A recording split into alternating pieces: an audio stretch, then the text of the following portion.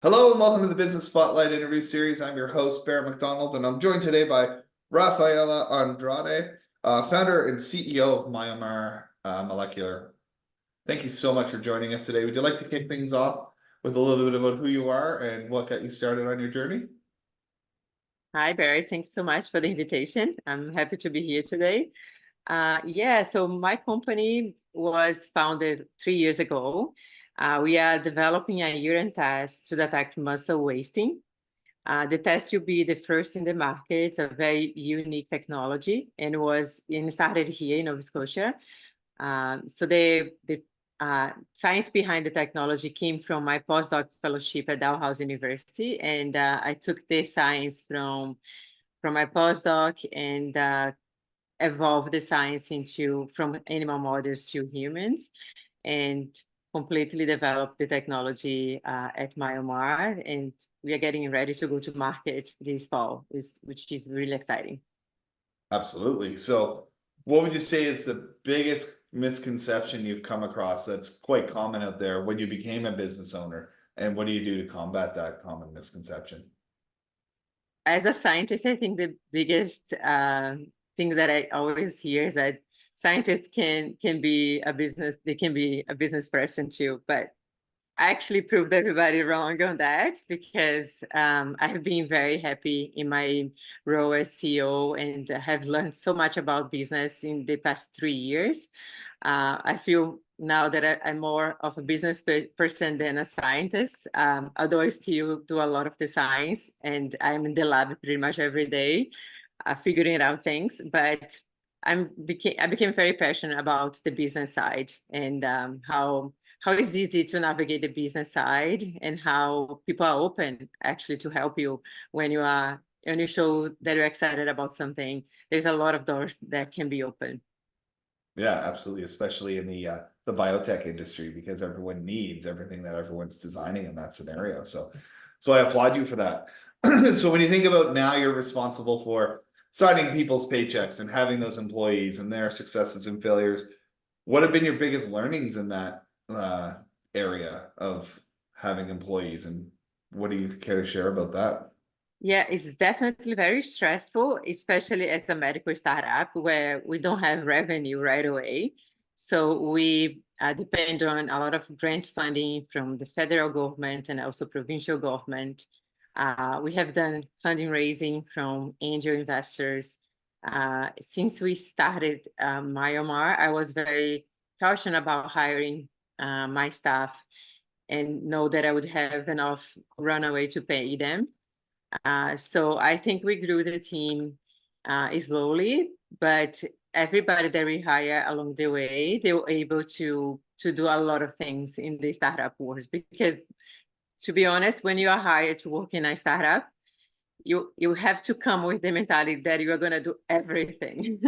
Right. It's not just only your expertise, but everything too, everything else, and that applies to me too, right? So everybody, the first two hires, they were able to help me along the journey and help with marketing, help with the science, help with like suppliers, help with accounting things. So it's a lot of pieces that it goes together to raise a startup, and everyone in the team has to be committed to be able to do and to be able to multitask as well. That's awesome. So when you think about finding those quality employees, what kind of qualities do you look for when you're onboarding some staff, and how do you foster that positive work environment? I think the first thing is to make sure they are comfortable working in a startup environment, which means a lot of changes all the time. We are agile startups, so we work with an agile type of system.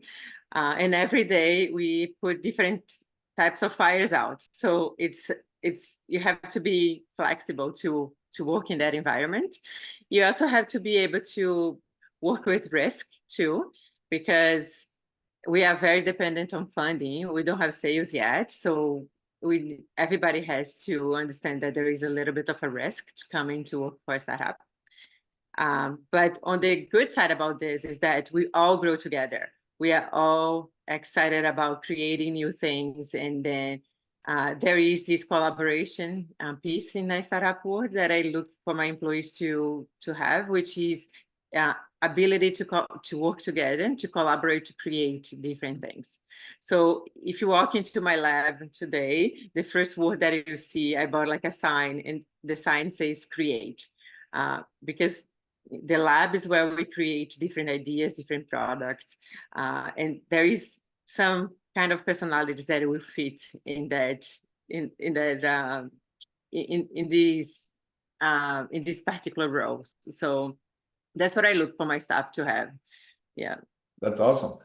So pretty hectic in the startup phase, and you're creating and inventing and trying to go out looking for grants and look for funding and all of that. How do you go about balancing your personal life with the demands of doing all of those steps?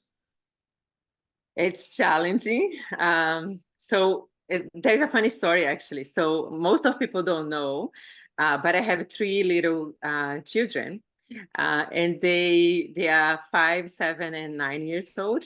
So when I start, oh sorry, they are 5, 7, and 9 years. Yeah. So when I first started the company, the youngest was 2, and then we had a chaos already household. And I walked into my house and told my husband that I was going to start a medical startup. And he looks at me like, "Are you sure?" Because we already have a lot of chaos around, and then bring another thing to the mix would be chaotic. But I managed to plan everything really well.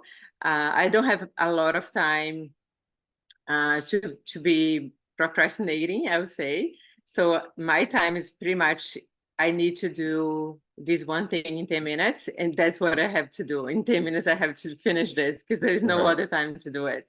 So I'm very good at time management. And I make sure I'm present as well for the kids. So they feel that their mother is participating as well. And I participate a lot. Like usually my day will be, I wake up at 5, and then I will go to the gym. And then I come back home, get the kids ready to go to school, and then come back home, start working. Sometimes I go to the lab as well. And then I'll work all day, and then get back home, get the kids from school. And usually we have to drive them a couple days of the week to do activities. Yeah. But I try to go biking with them, jump on the lake, do fun stuff as well. And then when they go back to bed, I sit and answer my emails at night, and then just go back to bed. And my day is pretty much like that. I don't have much room for anything else, but I try to be very responsible of my time, both in the company and also as a mother. Absolutely. That's it's no easy task with that many balls in the being tossed in the air and all of that juggling. So it's awesome that you figured out that you have to be purposeful with what you do with the time you have. That's a trait that not a lot of people have fully figured out yet. So my hat's off to you on that. So what do you attribute the growth to of your company and the rapid pace that you've been expanding and finally gotten Health Canada approval for? I think like pretty much the support of my first angels investors, which invested in the company when the company was just an idea. So they pretty much believe in my passion of moving this forward, and believe in my ability to do it. And they put money in the company when nothing was there yet, just pretty much the value and the vision of where this could go. So they invested pretty early on and allow me to leave my postdoc and completely dedicated to the company. So that was one of the biggest milestones. And then have the support of my co-founder as well.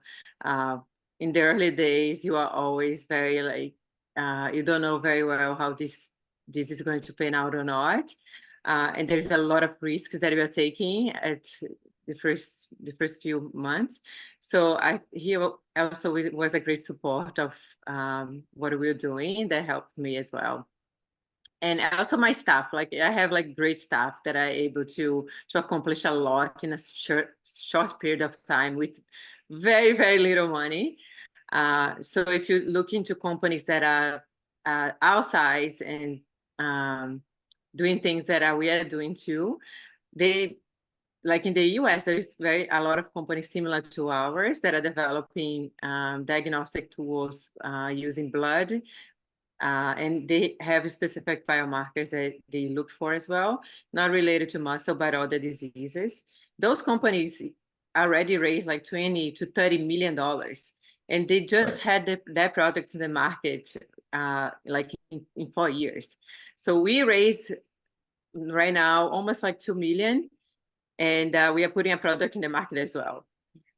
So it just shows how efficient our staff is and how good of a team we are.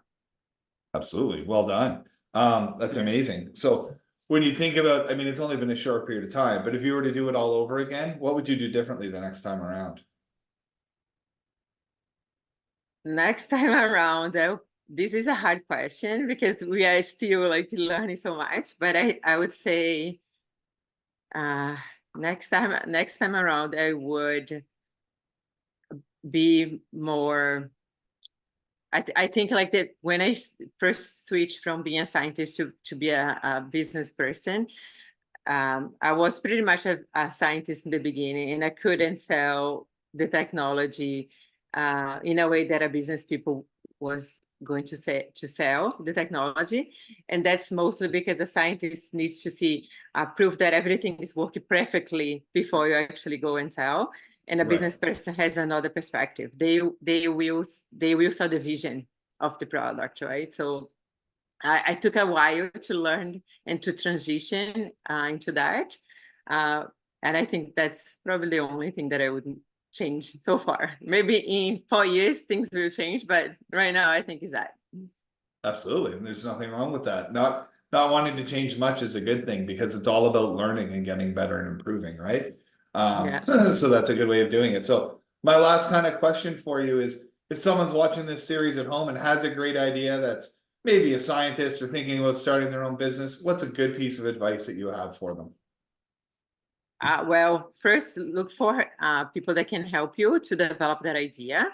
There's a lot of good programs, especially in Halifax, that will support early ideas foundation. So I took advantage of a lot of those programs to be able to build Myomar.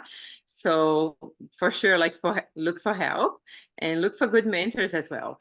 I know the mentors that I had in my journey push forward the development of the technology and help me build the confidence that we have right now.